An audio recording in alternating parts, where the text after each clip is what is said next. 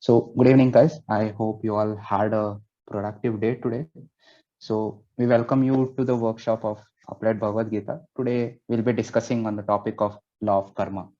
So, we all know, we just say in Kannada, "Ella nin karma idu."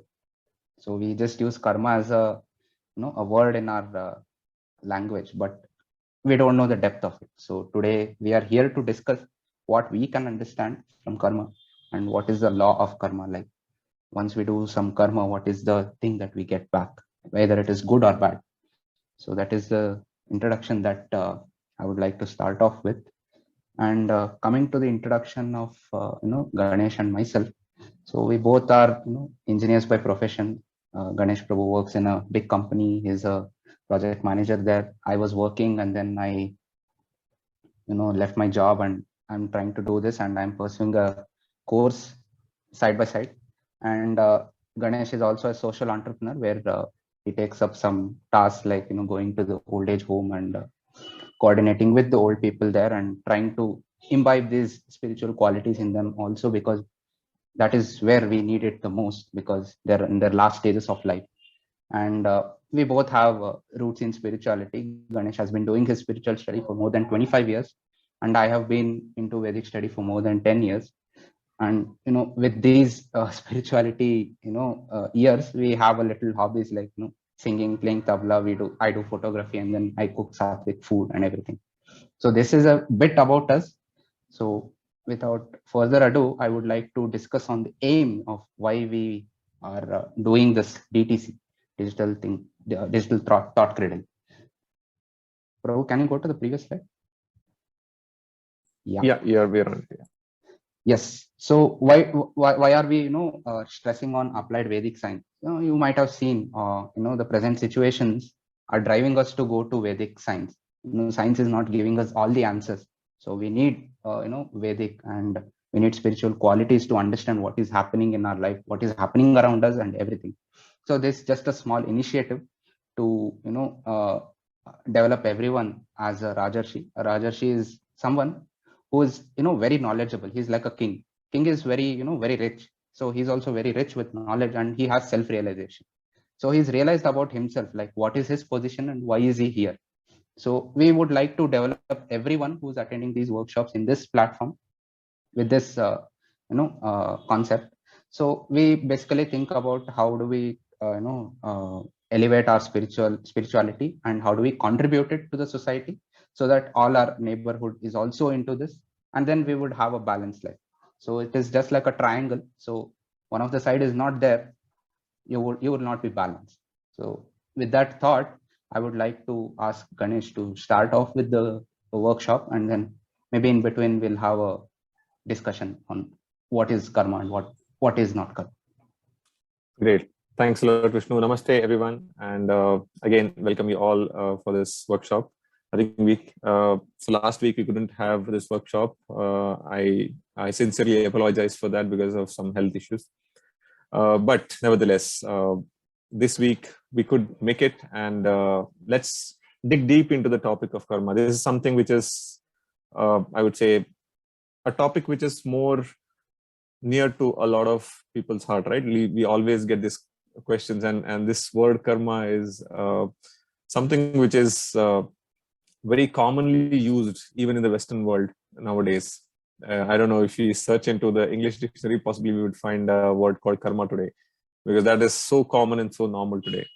How many of us understand that to what depth is a different story altogether, but at least people are able to recognize this term, which is karma.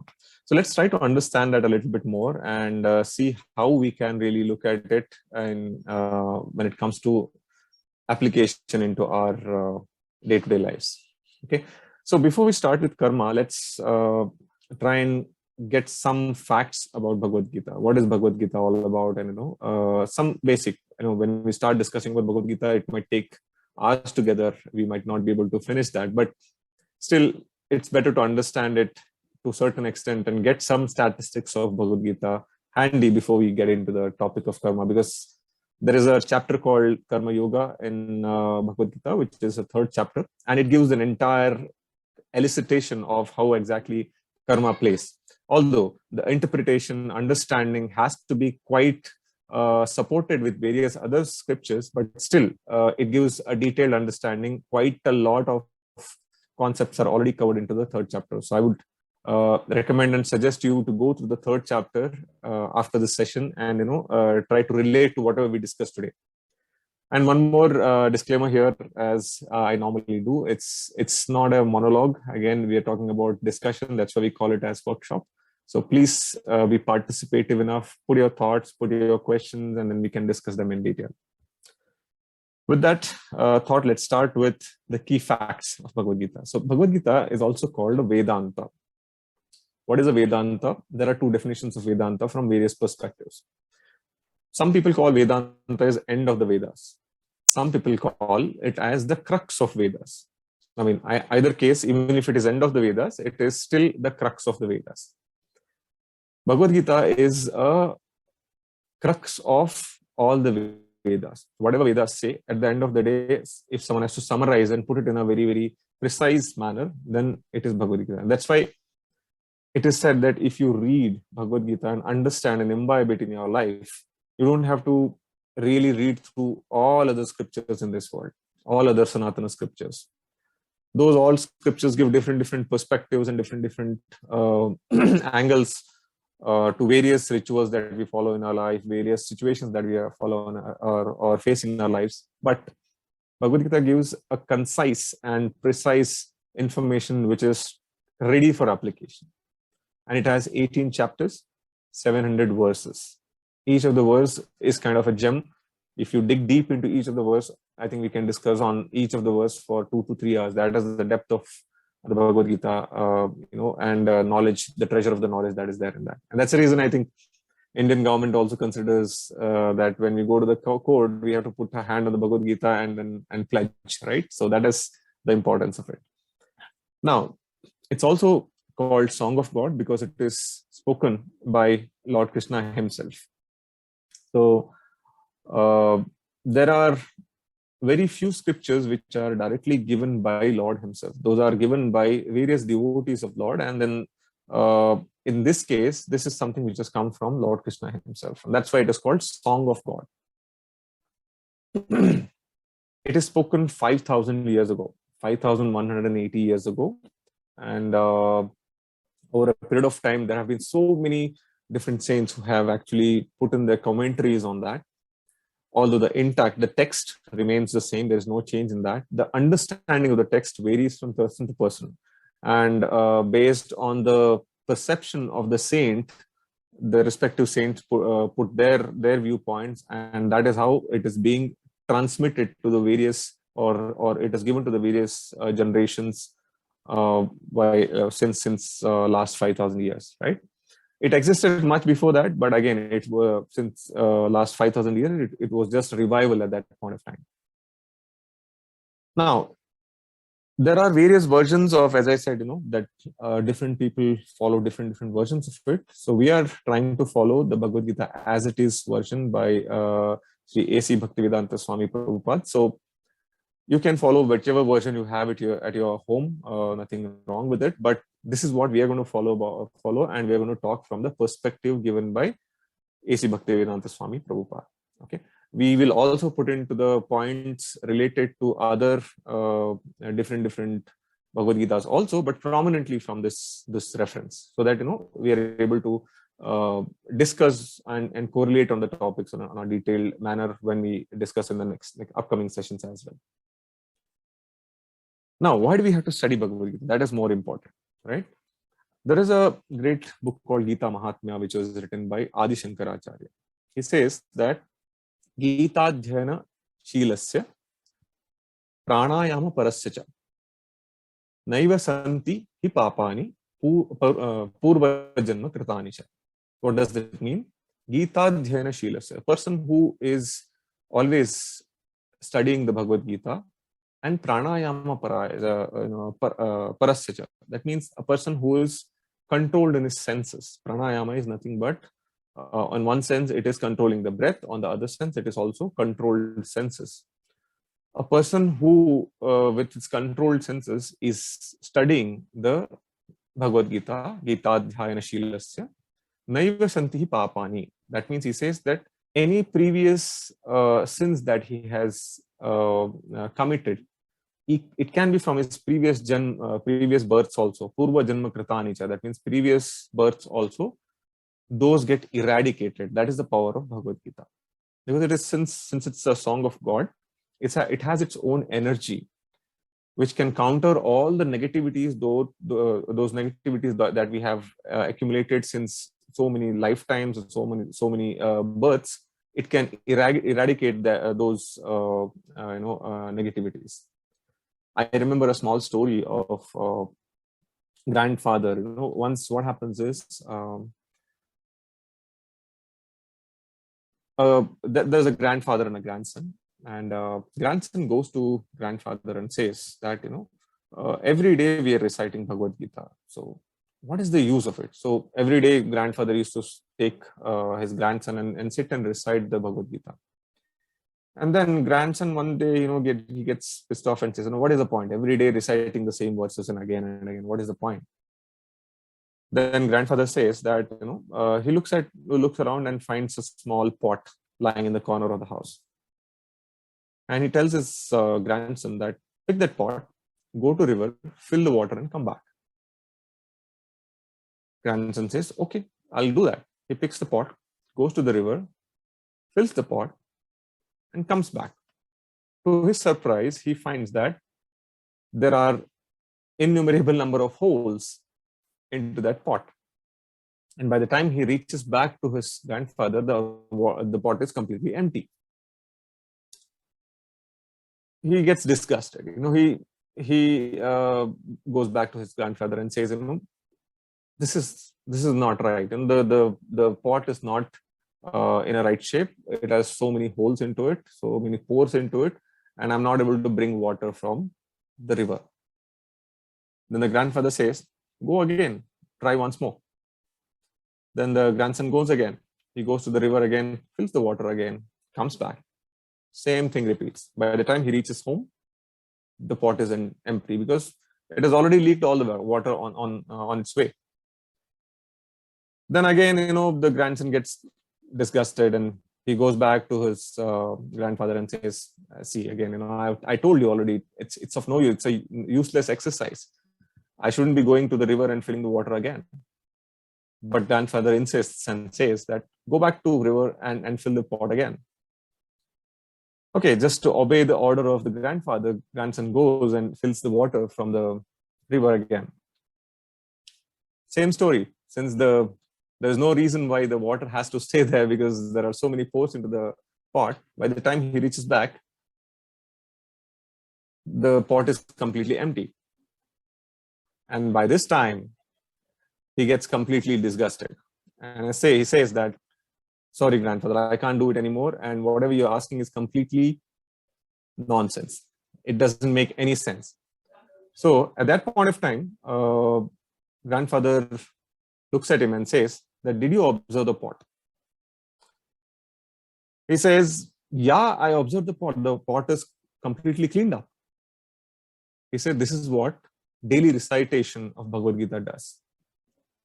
Whether you get the knowledge, you understand it, don't understand it, it does not matter.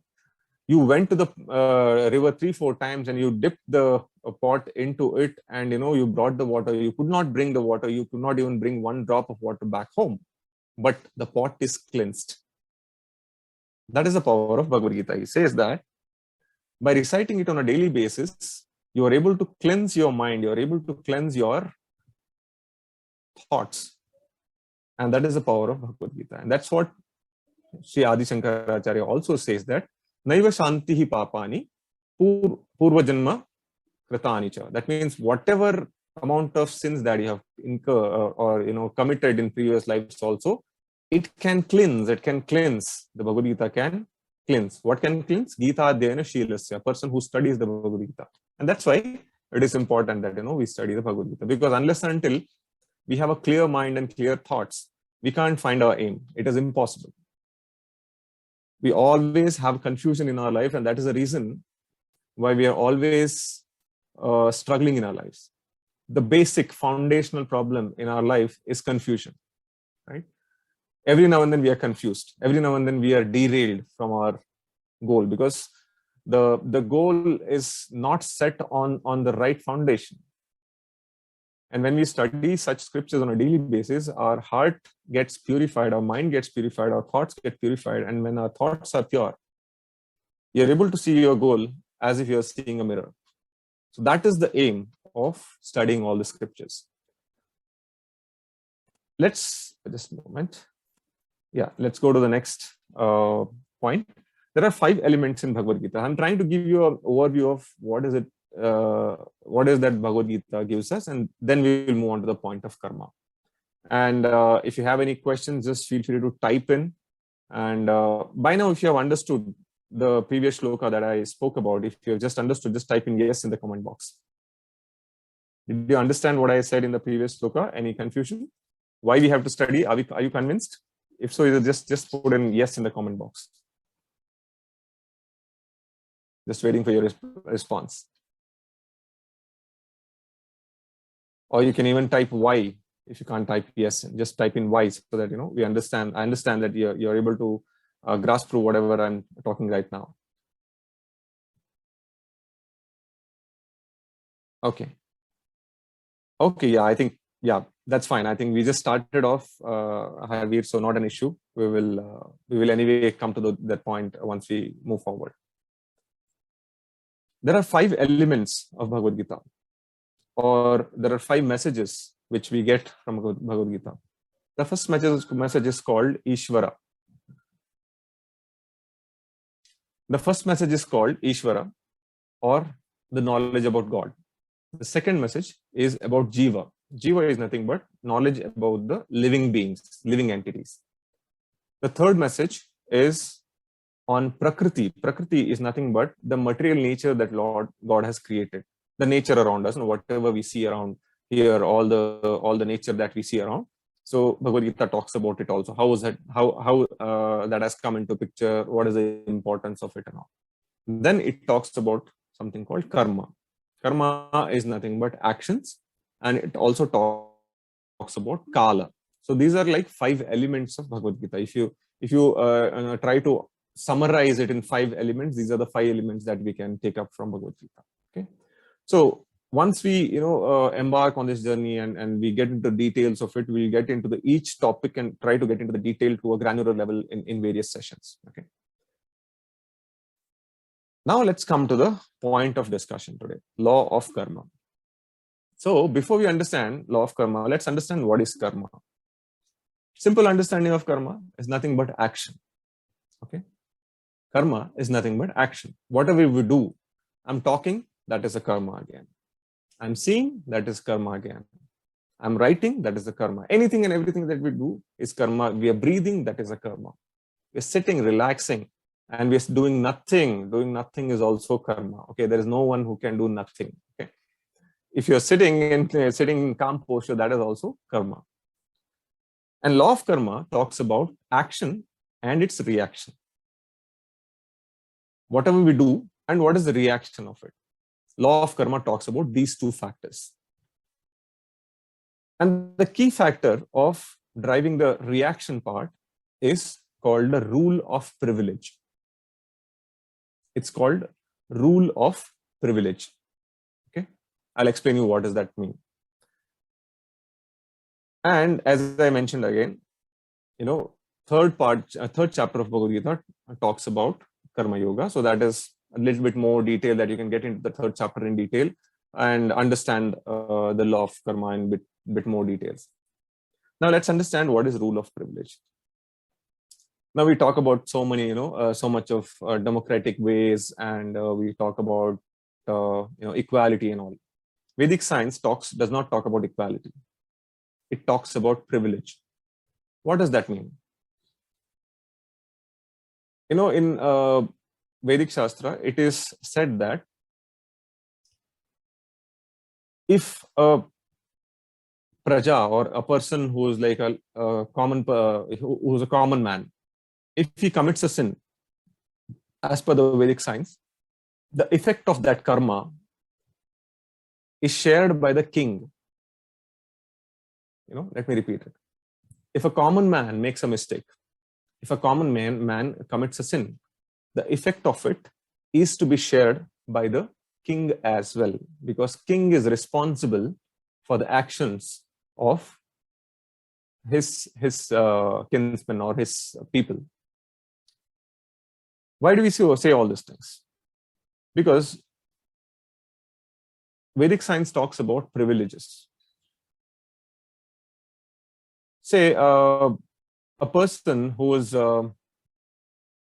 educated, well educated into into the science or into the fundamentals of the local government laws. Okay, and a person who is like illiterate. From the normal perspective that we see around, a person who's like whoever is above 20 today, okay, or 18, whom we consider as adult, irrespective of whether he knows the rules or laws of the land or not, if someone commits a sin or commits a serious crime, a person who's on the platform where he knows all the laws of the land and a person who does not know the land of rules of the land are treated equally. What does that mean? Say, for example, a lawyer is part of a murder mystery, and a person who is innocent, he does not know any law or anything, he's illiterate, he is also part of the murder mystery. From the perspective of the world right now, both of them are guilty and both of them are equally guilty, isn't it? But the Vedic system doesn't approve that. It says that the lawyer is more guilty because he knew what is right and what is wrong. He's privileged to get that knowledge. He's already privileged and he has already got all the knowledge and education which should help him refrain from any crime or anything that is unlawful. Whereas a person who is completely illiterate, he is not privileged to know what is right and what is wrong. So from the Vedic science perspective, the same crime committed by a lawyer is considered as more heinous and more severe than a person who does not know the law of the land. Right? So there is a beautiful story which comes in Mahabharata also, wherein Yudhishthir Maharaj, some of you, like a lot of you might be knowing, right? Yudhishthir Maharaj or Dharmaraj was actually given a task. Dharmaraj and Duryodhan were, being evaluated for their ability to give nyaya, that means judgment. Once, what happened is there was a murder mystery again over there, and there were 4 people in front of them who were part of a murder mystery. First, Duryodhana was asked to give justice to the plea that was done. There were 4 people who came from all different sects, which was like Brahmana, Kshatriya, Vaishya, Shudra. All of them were part of the murder. Well, Duryodhana was asked as to how do you want to, give them the punishments, because they are all guilty.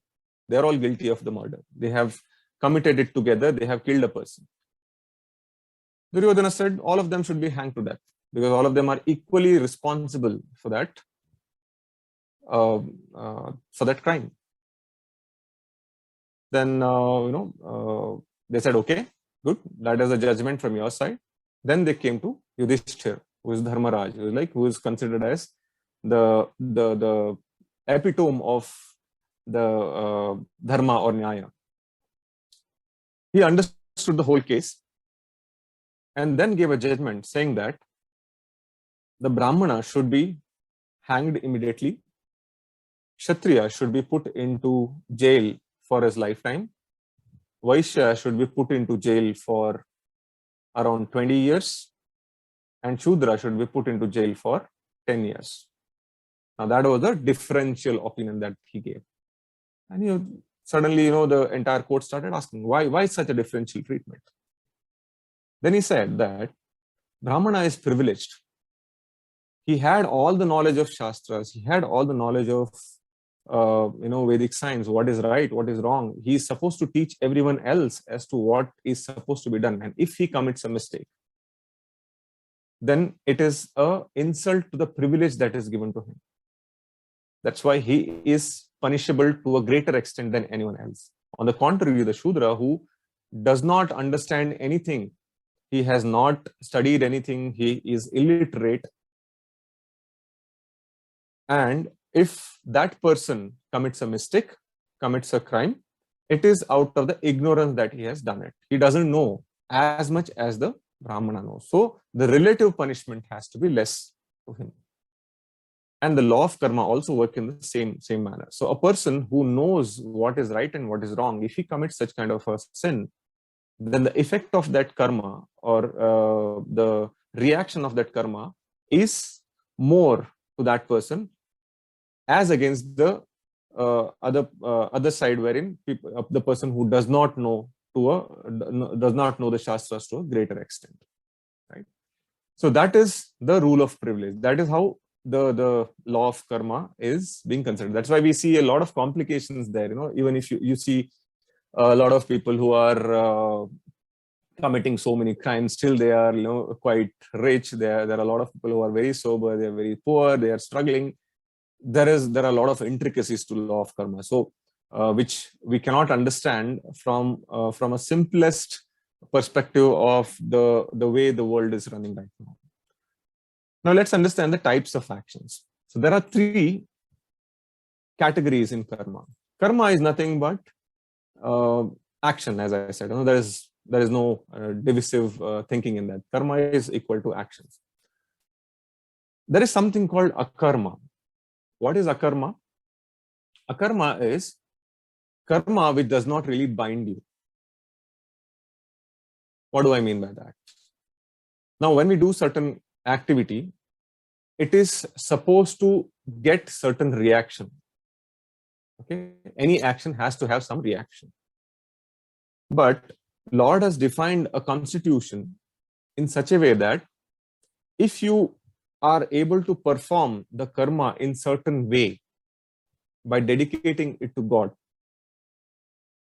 then you are not liable to face the reaction of that karma.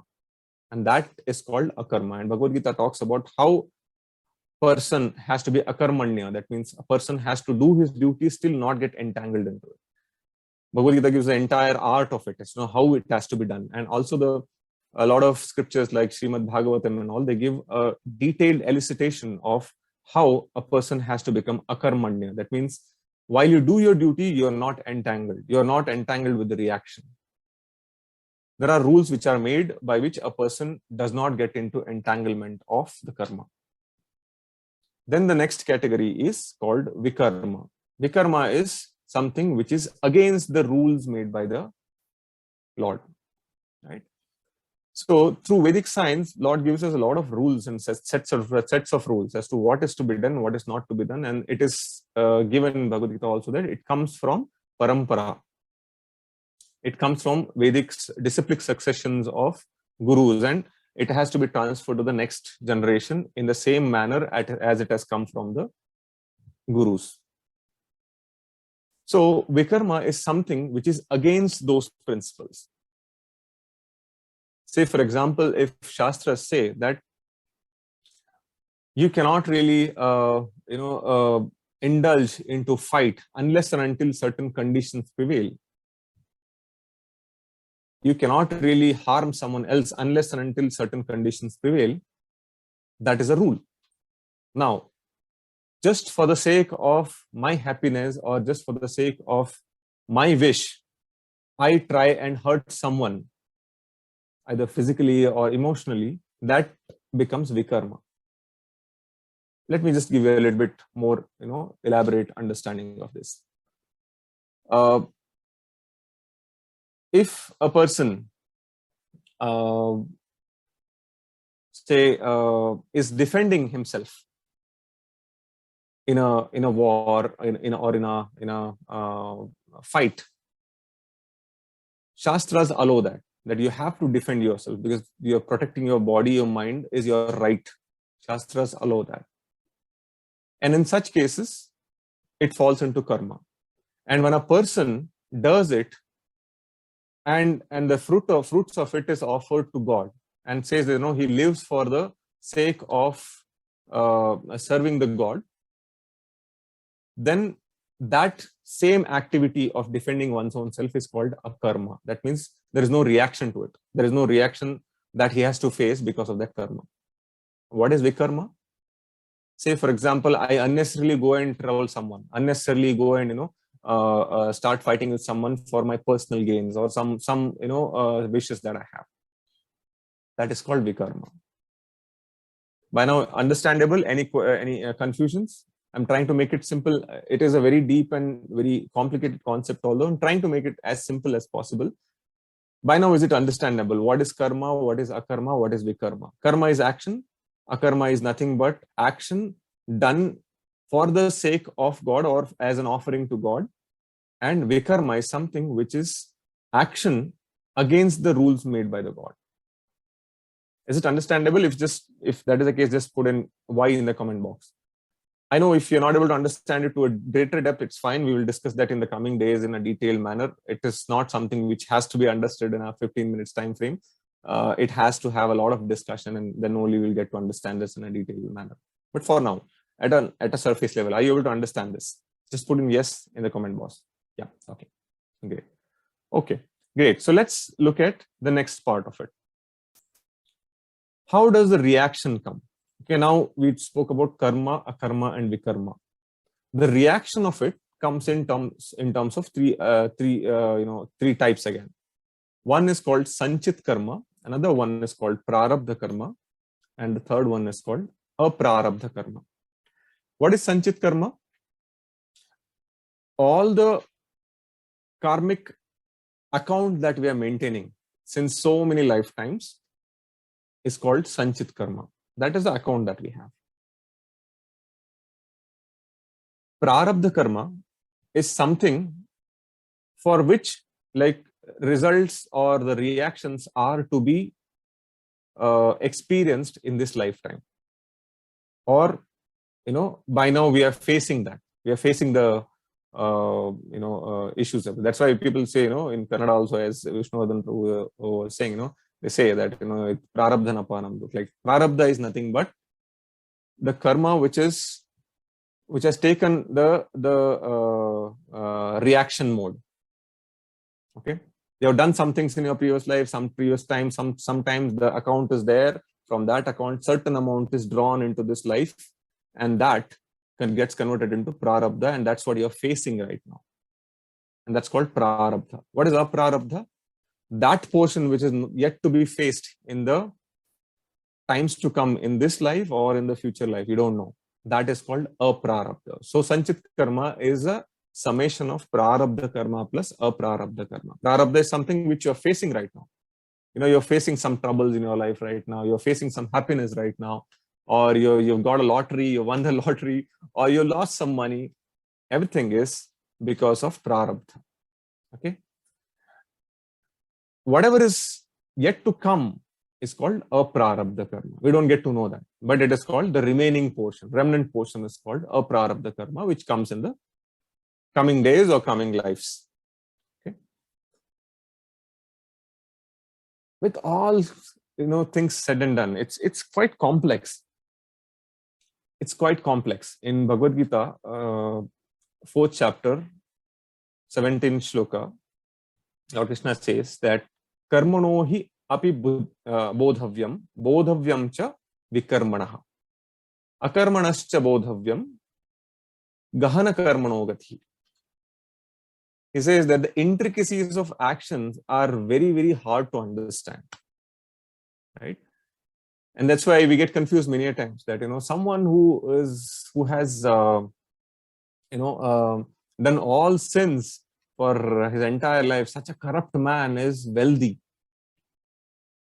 and such a sober, nice person is poor.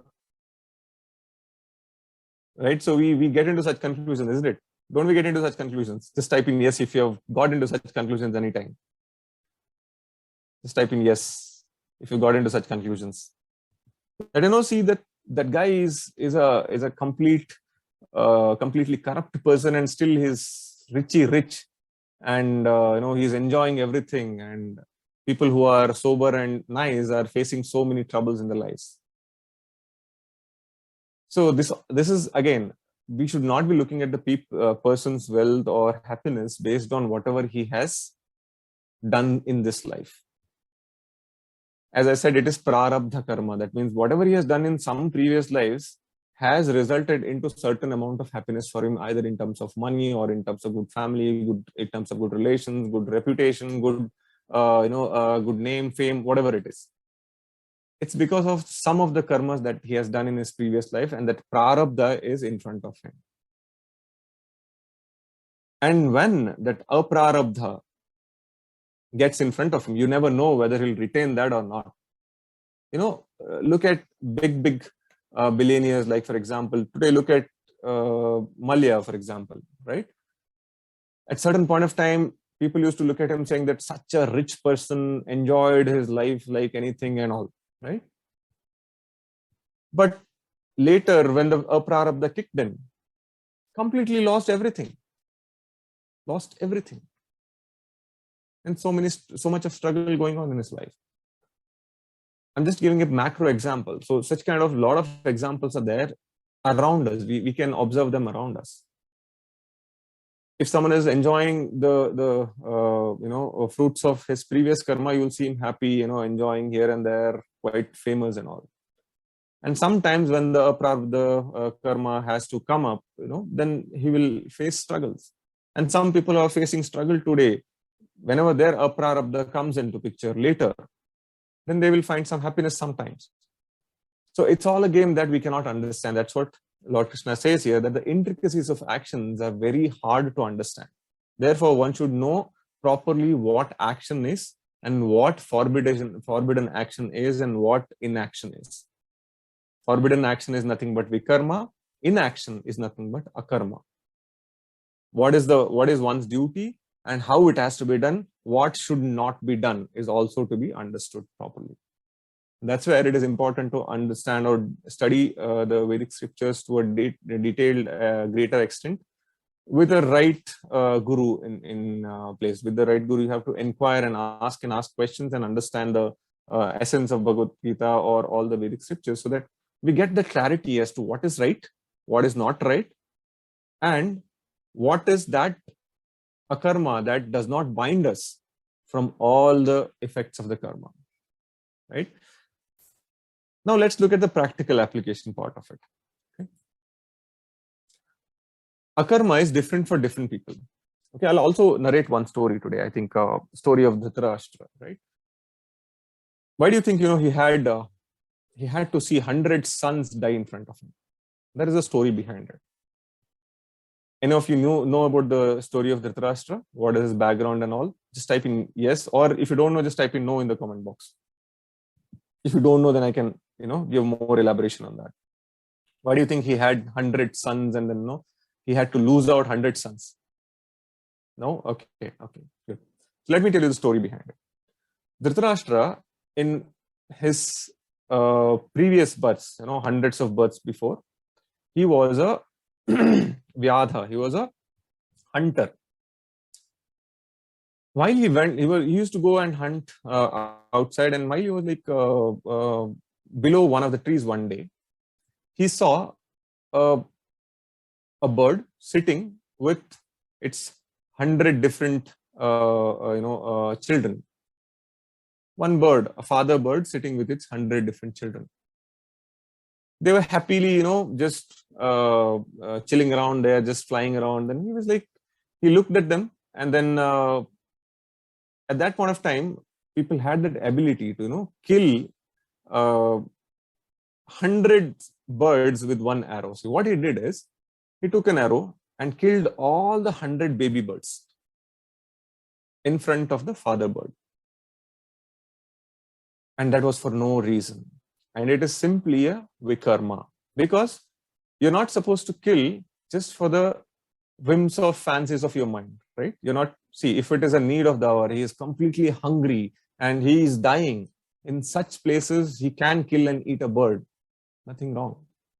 Then it gets into the category of karma again, although it's not a karma, it's a category of karma. He has to face a reaction, but not that severe reaction.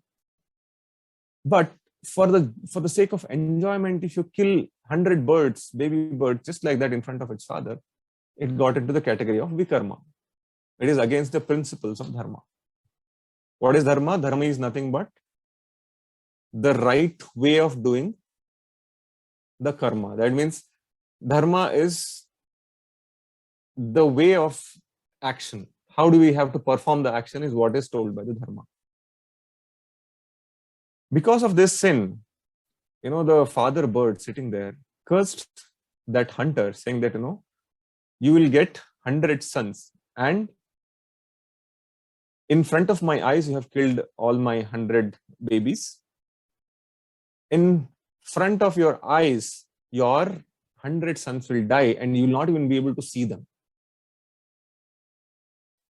Now, because of that curse, and because of the vikarma account that he had, now he had to get 100 sons. Now, as per the law of karma, to get 100 sons, one has to accumulate a lot of punya. One has to accumulate a lot of pious credits. He had to spend hundreds of births to accumulate that pious credit to get 100 sons.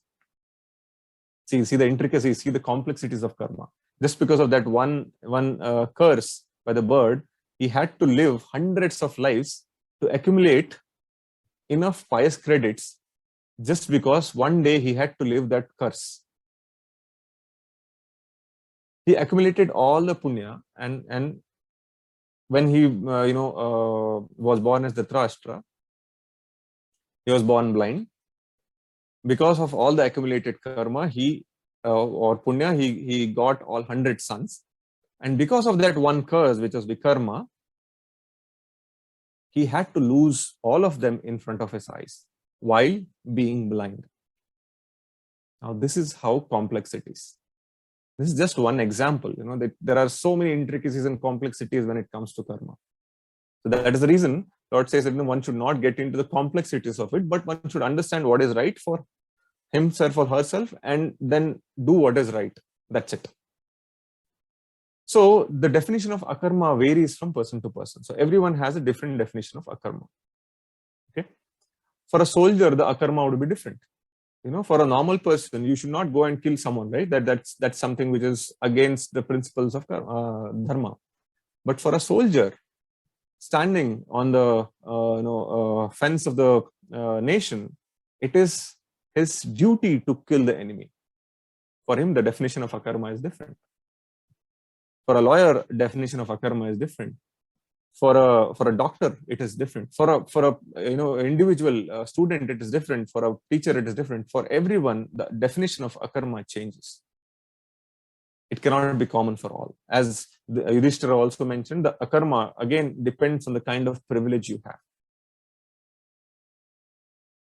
So, what we need to do in this case, we have to understand the akarma through a guru or mentor. Okay. We have to understand what is that we have to do, how we have to do, how we have to act in our life, what is that we have to do in our lives, and what is that we have to avoid in our lives.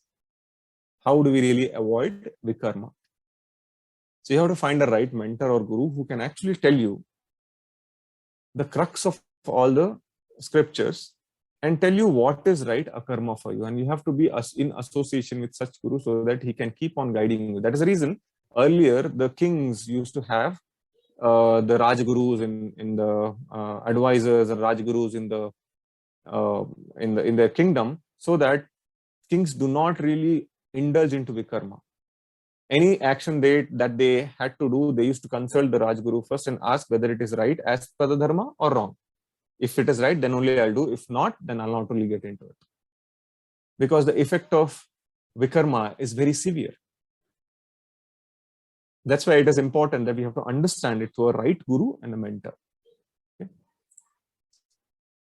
Then, having said all these things, the definition of akarma again changes from desha, kala, and patra. What is desha, kala, and patra? That means the place where you are into, the time where you are into, and the role you are playing. Now look at the Ukraine, for example. The civilians are fighting now. For them, the desha, the place they are into, makes them, take up weapons and fight. Kala, the time that they are facing right now, it is unprecedented time for them. They are supposed to be living comfortably and doing their regular jobs, but they're not doing it. They are doing something else at this point of time. They are trying to defend the country. They are trying to defend their own people,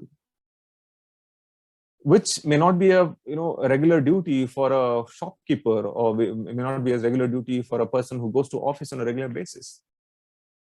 At that point of time, when there is an invasion, when there is an issue, where there is a problem, they have to take weapons. So desha, that means their place, Ukraine right now, for example, it is a situation that, in their place, they have to take that role. And that's why it's called patra. Patra is nothing but the role that they are taking. And kala, the time that they are into right now. Based on this, again, the definition of akarma changes. Right? Quite complex again, right? It's getting in more and more complex, right?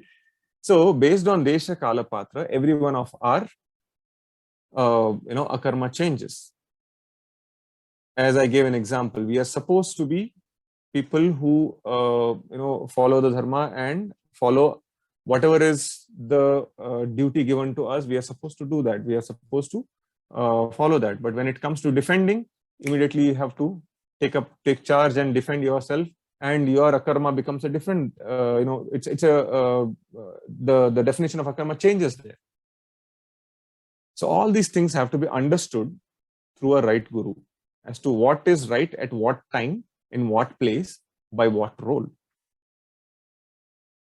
We are not in the same role for our entire lifetime, right? We have different roles to play at different places, and at different places, our role changes, the time in which we are operating, that also changes, and the place also changes, and because of that, our definition of akarma also changes. Okay. With all these things having said and done, the most important thing is, when we understand these fundamentals, it should result in reduced confusion in life. Right? You're understanding more and more karma, and you're understanding more and more vikarma, karma, and all, and you're getting more and more confused. That means there is a issue with the direction of understanding. The best litmus test is, the more we understand these concepts well, it should give you more and more clarity in life. It should give more and more. It should relieve us from confusion as compared to today. Right? That is the aim of understanding all this. Otherwise, there's no point, right? Just for the sake of knowledge, we are not doing all these things. We have to apply that in our life. If you have to apply, then we have to get certain level of clarity, certain level of confusion has to go away. I'm not saying we'll be absolutely clear. It is not a realistic statement to make, but the level of confusion has to go down. When the level of confusion goes down, out of the 100 scenarios that we look at, we might still get confused in 20 of them, but 80 will be clear to us as to why they are happening, what are we supposed to do. Today, it is opposite. 80% of the times we are confused, 20% are clear. We have to move to another direction, wherein 80% of the life situations are clear to us. We are clear as to what are we supposed to do, why are things happening. 20% confusion will still stay. We are never going to be perfect. Okay? And with that 80% clarity, with that 80% reduction in the confusion, naturally we move more towards the peaceful mind. That's the intent of understanding all these things, right? That's the intent of, naturally we move more towards spiritual progress, and that's the intent of understanding all the scriptural injunctions, right? So I think by this we are almost like end of the session. Although very short session on karma. If we discuss on it, we can discuss for hours together. But yeah, as you know, it'll be too much of an overload for today to discuss that in detail, but we can take up those topics in detail in the coming days as well. Okay. So I'd like to open this, or just give me a second. Are you able to unmute? Yeah, I think you're able to unmute as well. You can unmute, please, and then, if you have any questions, if you have any comments, if you want to add up, you can add up. And Vishnu, I would request you to add up your points also before we get on to the question and answer sessions. Yeah, let others answer maybe after a point an answer. Okay, great. So any questions on this? Was it clear, or any questions or any confusions?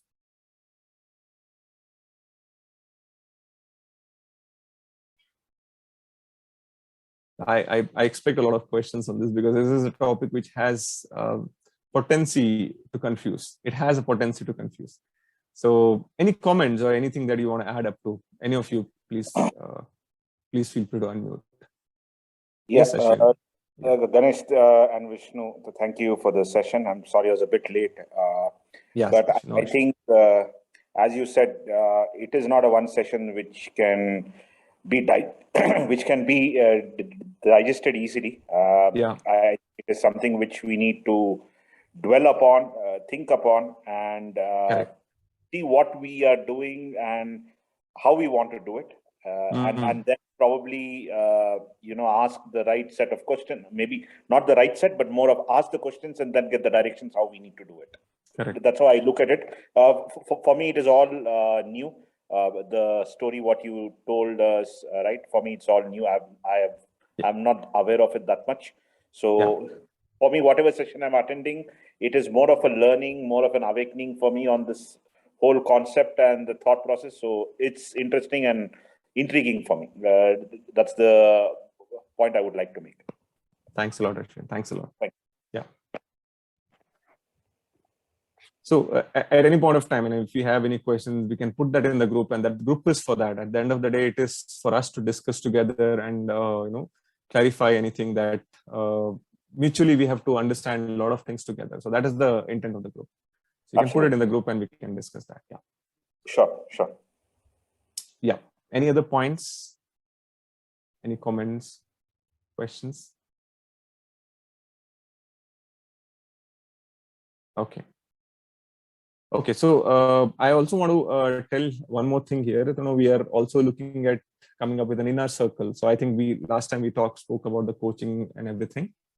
So right now we are in an outer circle where we are learning. Workshops are happening, generic discussions are happening. We are also looking at the action point of it. How do we really get into the depth of it? In these workshops we can only discuss the surface level. We can't get into the depth of it, as depth needs a systematic study. So every topic that we talk about has to have a systematic study with a lot of Shastric references, a lot of stories from Puranas, and trying to logically understand them. All that needs a deeper study. For that, I think I just want to know if any of you are willing. You can I'll just put in a Google form. You can just put your name if you're interested. Then whenever we form this group, we can start this detailed, deep discussions. And that's also a group which would also, we will look at develop that team as kind of thought leaders who can also give that information or give that knowledge to others. So that is the intent here. It shouldn't be limited to one or two people who talk about it.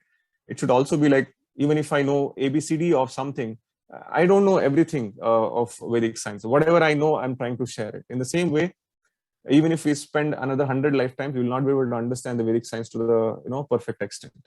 So whatever time we spend with it, whatever we understand, we should be able to share it with others so that they are able to follow it through. And that's the intent of this inner circle group, that we develop that thought leadership in any specific topic. It need not be for the entire Vedic science, but any specific topic we can develop a thought leadership wherein you can actually be telling this to others as well in different sessions, or you can be coaching to others as well. And we can look at the contributions. How can we contribute, like we do it in old age homes or into orphanages, wherein they need certain kind of attention. They need certain kind of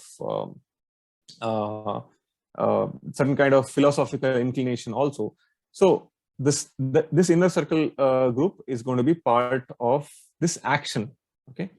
The outer circle that we are talking about right now, workshops and all, are going to continue. But if you are interested to be part of it, because some of them actually messaged me saying that we want to also come out for such kind of contributions to the old age homes or orphanages and the sessions wherein we can tell this to others also. So we thought we'll collect all the information for all those people who are interested, then we can make up an inner circle group wherein we discuss things in detail, in depth, right? So I'll just try to put up the link. Meanwhile, Vishnu, you can just put your thoughts. Okay. So any questions on this inner circle? Did you understand what is this, the intent of this?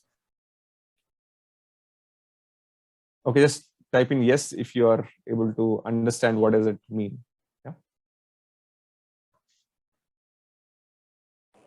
Okay, so Vishnu, over to you. You can just put in your thoughts. Meanwhile, I'll just put the link, the link for the Google form.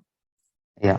And Sure, if you are, sure. any of you are interested to be part of that inner circle, just you can put your name. So once we have enough numbers of people, then we can sit together and plan what all activities we can do together. Right? Yeah. Yes, Vishnu. Over to you. So yeah. I have Thank put the you. link. You can just use that Google Okay. Docs form. Yeah. Yeah, I'll be putting this link in the group as well. Yeah. Yeah. So thank you all for attending the workshop today. And it is a very busy day. It is a weekday, midweek, Wednesday, and thank you all for coming out and not attending these workshops. Yeah, Shreyaswini, we would be sharing the recording as soon as possible because we need some time to process it. We'll surely post the recording for this class and the previous class as well. So what I understood from this workshop today is basically we just discussed one shloka from third chapter, 20th verse. It says karmanyeva hi samshiddhim astita janakadaya lokasangraham evapi sampashyan kartum arhasi. So how do we understand karma in Arjuna's perspective? Since we always tell that Arjuna is ourselves and Arjuna is asking these questions to Lord Krishna. So how do we understand this from Lord Krishna's perspective is that, so Arjuna was confused. Why do we need violence? I mean, why do we kill all these people? Let them be. If they want Rajya, they can take it. I can live by begging. This is what his assumption was. But Krishna in third chapter 20th verse says that, King Janaka, who is nothing but Lord Rama's father-in-law and Sita's father. So he had to take up all these prescribed duties where general violence is necessary. He took up to it. So like how Ganesh was explaining about akarma.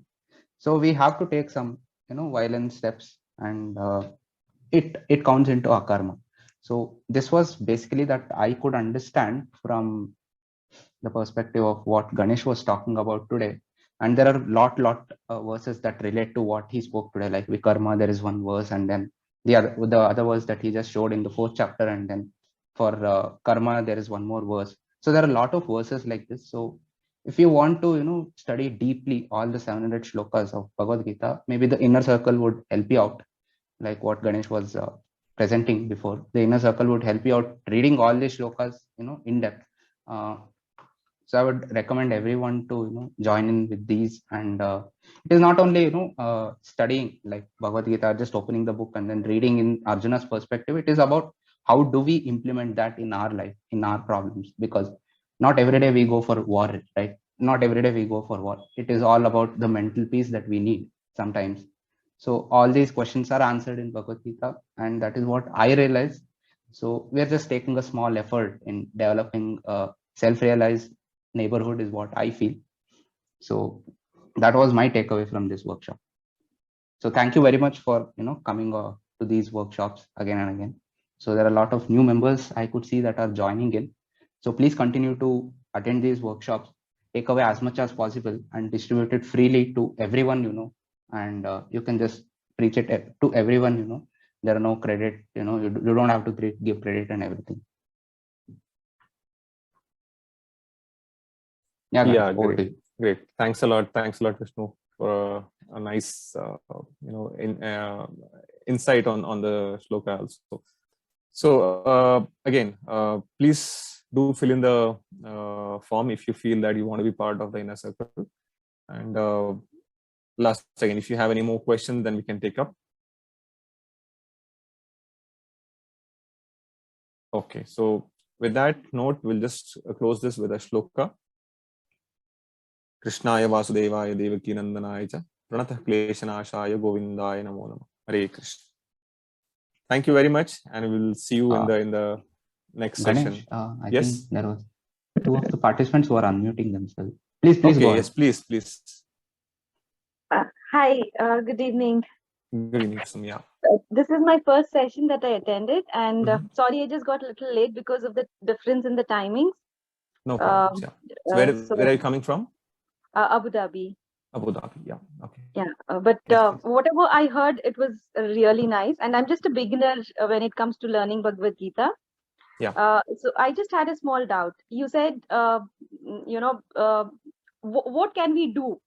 Suppose we are going through a bad phase, though by nature we are a good person, we do not intentionally hurt anybody, or we don't do anything intentionally to hurt somebody, but still we are going through a tough phase and we don't have the association of a guru. So what is it that we can do to lessen the effect of the bad karma that we are carrying since so many births? So is there any simple thing that we can do? Yes. So so I'll take it as like 3 questions you have. One is you're saying that the association is a problem today. So I would say that relatively, because of this online revolution, association problem is solved to a certain extent. Yeah, physically you are not able to associate. That's very clear. There's no question about it. But at least on online platform, you're able to associate. So try and mingle with people who are on the same path. Because association is the most important thing to keep us on the rail, not to get derailed, and keep us motivated on the path. And how do we really make sure that we are grounded in our spiritual being? So that's the first question I would consider. Number 2 is what do we do when we actually are facing such tough times? As there is a shloka which goes in Bhagavad-Gita saying that matras parshastu kaunteya shitoshna sukha dukkhada agamapayino nityam samsitikshasva bharata. That means Lord Krishna says that it is like a summer and winter. The shitoshna sukha dukkhada, shita ushna, that means the cold or the cold weather or the hot weather are like seasons, right? So they come and go. In the same way, the happiness and distress also come and go. Certainly, they are part of our previous karmic accounts, but you can't do much about it, right? You have already done it. Whatever is supposed to be done, you've already done it, and you're supposed to experience it. That's why it is said that only the effect of karma is felt by the bhoga yoni. Bhoga yoni is this it is experienced by the bhoga yoni. So either it is experienced by the animals, or it's experienced by the human beings in different forms. But the actions or the effect, I would say the actions you perform as human being are only considered for the karmic account. Okay, a cat does something wrong is never considered as into the karmic account, because again, the law of privilege, right? As human beings, we have the law, or we have the ability to think and inquire as to why. If we do not use it, then it does not mean that we are innocent. So we are supposed to use that ability and every time and see whether we are doing right or wrong at any point of time. With that understanding, we accumulate the karma in the human birth only. If we have already accumulated in our previous births, and if you are facing it right now, we just have to tolerate it. Lord Krishna says, Tam sitikshasva bharata. You can't do anything about it. You have to tolerate it. And how do we tolerate it? There are various ways to it. That's why it's said that every yuga has its own dharma, and in this yuga, the dharma is called the chanting. Either you can do chanting in terms of sankirtan, or you can do bhajans, you can do taking the names of the Lord. So it is said, Harer Nama, Harer Nama, Harer Nama, Iva Kevalam. That means in this Kali Yuga, you don't have any other option than to take the names of the Lord to diminish the effect of the karma. Now, how far will it get diminished? How far will it get completely nullified is something which is not in our hands. But that has a potency to diminish. And Lord Krishna also says in Bhagavad-Gita, that Mamekam Sharanam Raja, Aham Tvam Sarva Papebhyo Mokshayishyami Ma Shucha. He says that Sarva Dharman Parityaja, leave everything, don't bother about what you have done in past, what you are going to do, and all these things. Mamekam Sharanam Raja. He says, just surrender to me. Aham Tvam Sarva Papebhyo. He says, I have the ability to make your karmic account 0. He says, I only have the ability to make your karmic account 0. Aham Tvam Sarva Papebhyo Mokshayishyami Ma Shucha. I can liberate you from this birth and death cycle. So the simplest way is to again remember the Lord as frequently as possible in every way. And now this might sound very, very dramatic right now, right? So it needs a lot of practice, and that surrender is easy said than done. So that needs a lot of practice, a lot of association, and over a period of time you'll start feeling the glimpse of this sloka is being true. It takes a long time. It doesn't happen overnight. It takes a fairly long time. So to answer to that question, it's simple. You have to first remember Lord at any point of time, either in terms of Sankirtan, Bhajan, Kirtan, any form that you would want to consider. And whatever you're facing today, that means just tolerate it. There is no other option than to tolerate it. Because you've already done whatever damage has to be done, it has been done. If it has to get diminished, it is only possible by the Yuga Dharma, no other ways. I hope that answered the questions. Absolutely. Thank you so much. And just wanted to add this, whenever I do the Sankirtan all alone, it adds to a different feeling.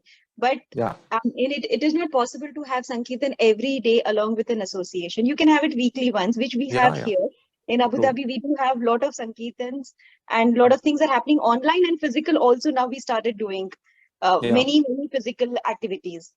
And by God's grace, it was His grace that He gave me an opportunity to do something at my place also. So it was totally blissful experience, So because I don't have that privilege of having kirtan every day along with an association, so whenever I do it along with a YouTube kirtan, that gives totally a different feeling. So yes, association does matter. So thank you so much. It's Absolutely. a beautiful explanation actually what you gave. And thank you. Since today was the first session, but I really loved it. Thank you so much. Thank you very much. Thank you very much. So hoping to see you in the coming sessions as well.